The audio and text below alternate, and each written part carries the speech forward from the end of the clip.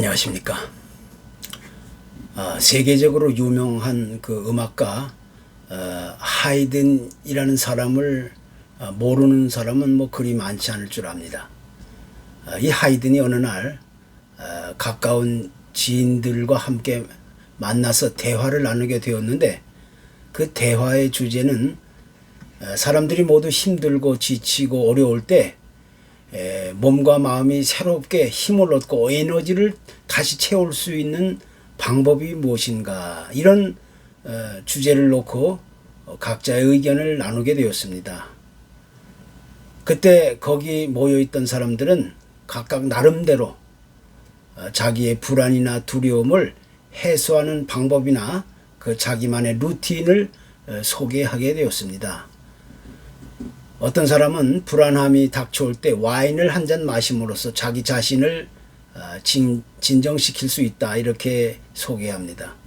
또 어떤 사람은 친구들을 만나서 수다를 떨면서 불안이나 이런 두려움을 해소할 수 있다고 이야기합니다.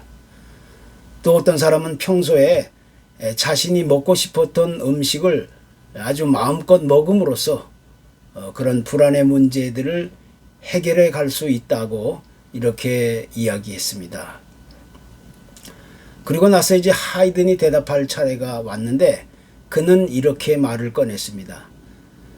나는 내 생활의 불안함이나 답답함, 두려움, 여러 가지 힘들고 지치고 어려운 일이 닥칠 때마다 항상 서재에 틀어박혀서 기도를 하게 된다고 말합니다. 왜냐하면 기도할 때 비로소 여러 가지 불안과 염려와 걱정과 근심의 문제가 사라지고 새로운 에너지를 공급받을 수 있기 때문이라는 것이었습니다. 그래서 결국 그와 같은 굳은 신앙과 믿음으로 인해서 그 하이든은 천지창조와 같은 교회 음악의 아주 유명한 그 명작을 남길 수 있었던 인물이 되었던 것입니다. 우리 인간이 가질 수 있는 이 불안이라는 감정은 누구에게나 찾아오는 정상적인 삶의 한 단면입니다. 일반적으로 어떤 위협을 느낀다거나 위기를 당하게 되었을 때 우리 인간은 자연적으로 불안함이나 두려움을 경험하게 되는 것입니다. 따라서 이 불안이라는 anxiety라는 단어의 의미는 하나님이 주신 평화, 이 살롬, 깨어진 그런 인간의 내면적인 감정과 정서를 가리키고 있는 것입니다. 그래서 일반적으로 불안이란 크게 두 가지 형태로 나타나게 되는데, 하나는 정상적인 불안이 있고 또 다른 형태의 불안은 병적인 그런 불안이 있게 되는 것입니다. 지구상의 그 코로나19와 같은 엄청난 그 팬데믹 사태가 있었을 때 많은 사람들은 이 전염병에 대한 불안과 염려와 공포와 그 두려움에 휩싸이게 되었습니다.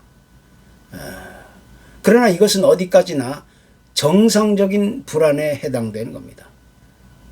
생존 경쟁이 치열한 사회 속에서 이 내가 병에 걸리지 않고 살아남아야 한다는 그런 기본적인 의지와 인식이 작용되는 겁니다. 그래서 비록 전염병에 대한 불안감이 홍수처럼 밀려온다 할지라도 나의 노력과 수고를 통하여 그 어려움을 극복해 가려는 그런 심리가 작동되는 것입니다.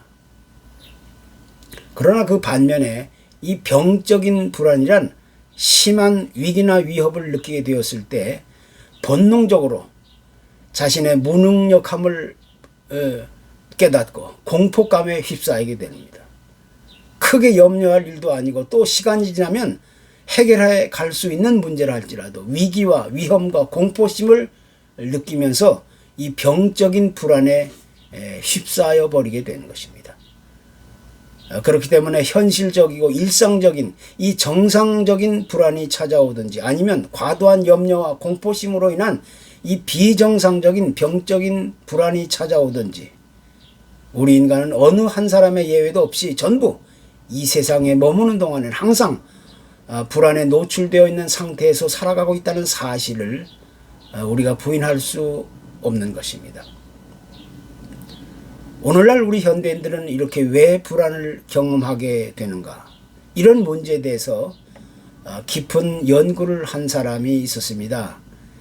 이 문제는 모든 사람들에게 공평하고 아주 평등한 기회가 주어졌는데 각 개인의 역량과 용기와 수고와 노력으로 인해서 그에 따른 보상이 차등적으로 나누어 주어지게 되었다는 것입니다. 그래서 열심히 수고하고 노력한 사람들에게는 그에 따르는 성공적인 대가가 주어졌지만 그에 미치지 못하는 사람들에게는 자신의 무능력함이나 또 깊은 좌절감과 불안감을 상대적으로 느끼게 된다는 것입니다.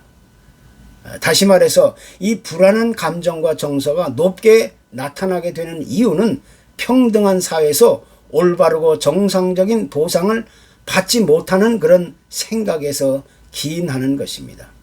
그래서 많은 사람들은 오늘날 이 시대를 가리켜서 불안의 시대다 이렇게 이구동성으로 이야기하게 되는 것입니다. 우리가 여기서 한 걸음 더 나아가 깊이 생각해 본다면 불안이라는 것은 우리 인간이 에덴 동산에서 추방된 이후에 찾아오게 된 삶의 결과라고 이야기할 수 있게 되는 것입니다. 다시 말하면 불안이란 근본적으로 인간의 타락한 이 실존의 상태를 그대로 보여주는 모습이 된다는 것입니다. 하나님이 먹지 말라고 명령하셨던 선악과를 따먹음으로써 그때부터 우리 인간은 하나님의 얼굴을 뵙기를 두려워하고 불안에 떨기 시작했던 겁니다. 이것이 우리 인간이 불안한 감정과 정서를 경험하며 살아가야만 하는 그런 근본적인 원인이 되고 있는 것입니다. 그래서 우리 인간은 이 근본적인 불안의 감정과 정서를 해결해 보기 위해서 모든 수단 방법을 동원하여 애를 쓰며 문제 해답을 찾으려고 시도하게 되는 것입니다. 그래서 어떤 사람은 이 문제, 이 불안의 문제를 해결하기 위해서 돈이나 명예나 인기와 권력을 추구하기도 하고 또 어떤 사람은 자신의 능력을 전부 동원해서 스포츠를 즐기고 술과 도박으로 섹스와 마약으로 이런 여러 가지 방법으로 그런 자기 나름대로의 불안을 해결해 보려고 애를 쓰게 되는 겁니다. 그러나 우리 인간과 하나님과의 그 근본적인 문제가 해결되기 전까지는 그 누구도 우리 인류의 불안의 문제에서부터 자유로울 수 있는 인간은 아무도 없는 것입니다. 예수 그리스도를 통한 구속의 역사가 개인적인 삶 속에서 이루어지기 전까지는 그 누구도 이 불안한 감정과 정서에서 완전하게 자유로울 수 없는 겁니다.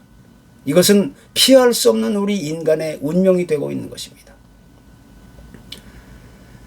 특별히 우리 인간이 이 세상에 머무는 동안 경험하게 되는 이 불안이란 우리에게 주어진 환경에 올바로 적응하며 생존을 이어가기 위한 필수적인 현상이기도 합니다. 그래서 그와 같은 정상적인 불안보다 더 긍정적인 삶의 의미를 제공해주고 또 다가올 미래의 그 불확실성에 대한 사전 준비를 하게 만들게 되는 겁니다. 그러나 이러한 일상적인 이런 불안한 감정과 정서가 심해진다거나 그 정도가 지나치다 보면 그것이 발전하여 정신적이고 병적인 불안 장애인이 될 수도 있는 것입니다.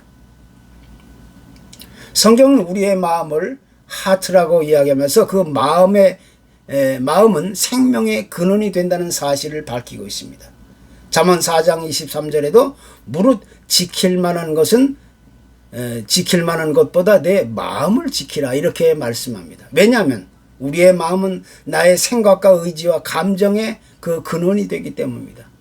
우리 인간은 누구든지 하나님을 알만한 것이 우리 속에 있지만 나의 생각과 의지와 감정이 다른 곳을 향하고 또 다른 것을 붙잡으려고 하기 때문에 우리의 마음은 이미 가야 할 방향을 잃어버리고 방황하게 되는 겁니다. 그래서 자기 마음을 올바로 다스리지 못하고 마음이 어두워지기 시작하면서 불안한 감정이 크게 싹트게 되는 것입니다. 그렇기 때문에 우리 인간이 이 세상에 머무는 동안 경험하게 되는 크고 작은 이 불안함의 문제를 올바로 해결해 가기 위해서는 제일 먼저 하나님 앞으로 나올 수 있어야 되는 겁니다. 그것이 필수적인 조건입니다. 이미 깨지고 잃어버린 하나님과의 관계를 예수 그리스도를 통해 다시 회복하게 될 때, 그때 우리 인간의 마음 평정을 되찾고 세상의 온갖 불안한 그런 심리적인 마음으로부터 진정한 평안을 맛보게 되는 것입니다.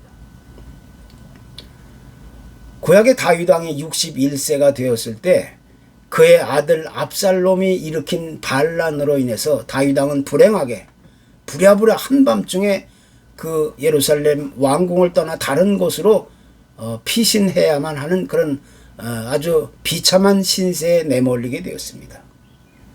자기 아들에게 지금 쫓겨나는 상황이 됐으니 이 얼마나 참으로 비참하고 안타까운 그런 신세였겠습니까? 그는 예루살렘 성을 빠져나와 도망치는 와중에서도 마음속에 먹구름처럼 몰려오는 이 불안함과 두려움을 떨쳐버릴 수가 없었습니다.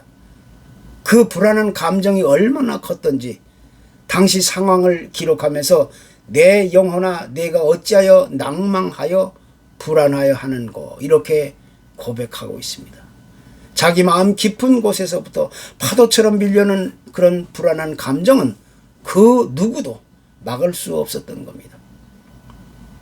그러나 다윗은 그런 절망적이고 치욕적인 상황 가운데서라도 오직 하나님만을 바라보며 기도하고 찬송하기 시작했던 것입니다. 그리고 그와 같은 하나님을 향한 그런 굳건한 신뢰와 믿음과 의지를 통해서 마음의 평강을 되찾고 밀려오는 불안의 문제들을 올바로 해결해 갈 수 있게 되었던 것입니다. 결국 하나님의 도우심으로 인해서 그 아들이 일으킨 반란군은 진압되고 예루살렘 성으로 무사히 들어갈 수 있게 되었던 것입니다. 보통 우리 인간은 어두운 터널에 갇히게 되었을 때 대체적으로 두 가지 반응을 나타내 보입니다. 먼저 이 부정적인 반응을 나타내 보이는 사람이 있는데 이런 사람들은 스스로 분노하고 상대방을 원망하고 비난하고 좌절하면서 절망합니다. 그러나 그와는 다르게 긍정적인 반응을 나타내 보이는 사람들은 자기 앞에 어떤 상황과 환경과 문제에 놓이게 되든지 그것을 기회로 삼아 더 겸손하고 더 낮아지고 더 간절하게 기도함으로써 고난을 극복하고 불안함을 해소해 가게 되었다는 것입니다. 그러니까 우리 인간은 내 앞에 놓여진 현실이 문제가 되는 것이 아니라 그 현실 앞에서 내가 어떻게 하나님을 향하여 반응해 가느냐에 따라 그 결과는 크게 달라지는 것입니다. 내 영혼아 내가 어찌하여 내 속에서 불안하여 하는고 너는 하나님을 바라라. 이렇게 성경은 우리에게 레슨하고 있습니다. 이 말씀은 우리가 이 세상에서 어떤 상황과 환경과 처지와 문제 속에 처하게 되든지 오직 하나님만을 바라보고 그의 말씀을 의지하고 신뢰해야 한다는 사실을 우리에게 지적해 주고 있는 것입니다. 우리가 그분에게 더 가까이 다가가면 다가갈수록 이 세상의 모든 불안은 점점 심해지고 약해지고 사라져 가게 되는 것입니다.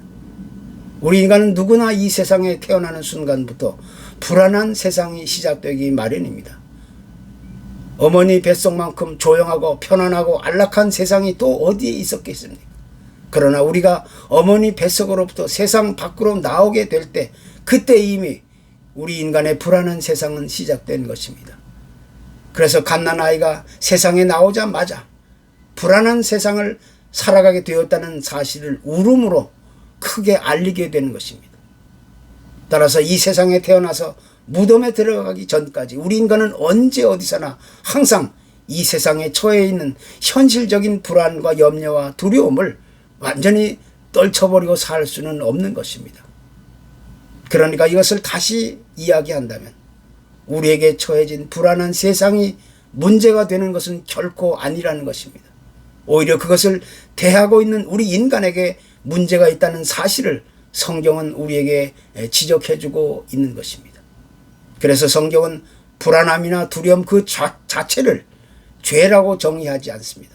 단지 문제가 되고 있는 것은 이와 같은 불안한 세상에서 우리가 그것을 어떻게 대처하고 올바로 극복해 가느냐, 거기에 문제의 핵심이 있다는 것입니다. 조금 더 쉽게 이야기하면 우리가 살아가는 현실적인 세상의 불안함이 문제가 될 것은 아무것도 없다는 것입니다.